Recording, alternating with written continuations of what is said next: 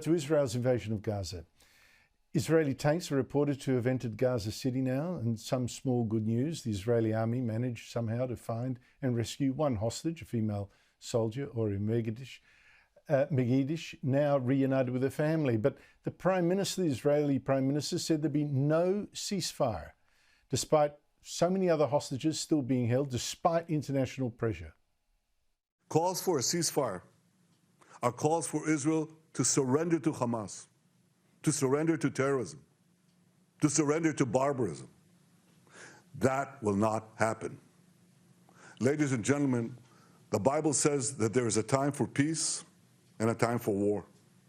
This is a time for war. Joining me from Israel is Major Doron Spielman, a spokesman for the Israel Defense Forces. Major Spielman, thank you so much for your time. How was this soldier rescued? So thank you, Andrew, for having me. Well, as we know, we've expanded our ground operations over the last few days, and have combined military forces in the Gaza Strip, which includes our armored divisions, our infantry divisions, also intelligence and special forces and aerial. And this is what we're doing. We're eliminating Hamas, and we're acting on active intelligence. And this is a small ray of hope that Ori Megidish is now, we were able to free her. It was based on intelligence. It was the specific mission of the operation. And now she's home with her family. And getting her out wasn't easy. As we know, Hamas has embedded itself, like you explained so carefully. They've been planning this for years. But this is what it is for us to be there on the ground. There's no replacement for our forces being able to act there and free the hostages. Yeah, unfortunately, still more than 200 to go. Meanwhile, Shani Louk is an Israeli-German woman who was at a music festival and Hamas terrorists attacked it. Later paraded half naked in Gaza, has now been identified as, in fact, being murdered. How? And how, was her body found? Is that how you established this? So yes, her family reported that there was very strong, unfortunately, extremely brutal, she was brutally murdered, fragments that were able to be pieced together in the most grotesque way. And therefore her death was ascertained and reported to her family. She was, one of those hundreds that was at the Nova dance festival in southern Israel, having a great time. So many people, so many kids, young kids, families are mourning their children, and that's what happened to Shani Louk.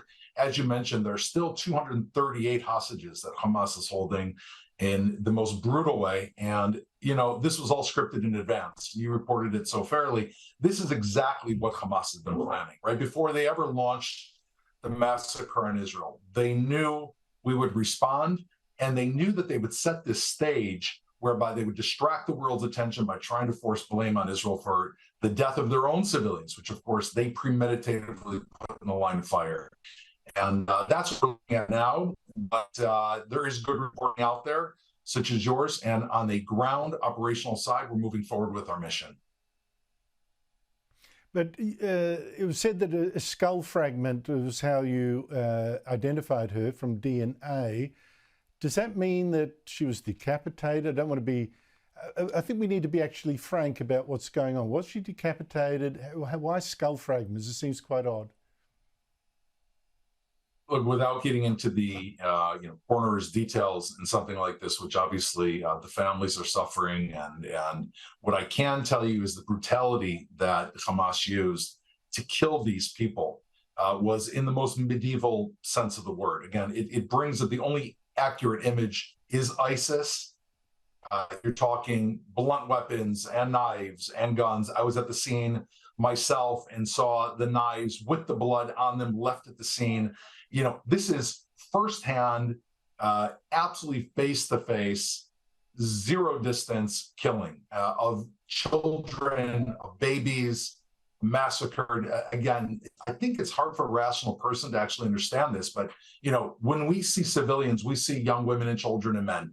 When Hamas sees these people, they are not human any longer. And it's not only Israelis, it's also, the Palestinians in Gaza. I think they see them simply as props on the stage of this theater of evil, and they just move them or kill them how they wish to. Just finally, what kind of resistance are your forces meeting in Gaza?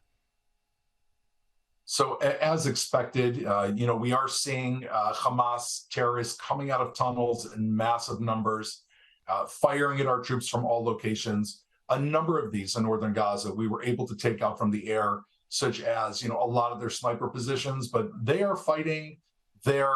Then they retreat into their tunnels, come back out, launching a massive attack. They've been waiting and they're hungry to kill our soldiers. But we have very carefully prepared for this. We've had the time to do it. We've had the time to try and move the people of northern Gaza to southern Gaza. And we're having excellent success in terms of hitting their terror targets. We've eliminated a number of their top commanders over the last 48 hours and destabilized. The destabilization of Hamas is beginning. Major Doron Spielman, thank you so much indeed for your time.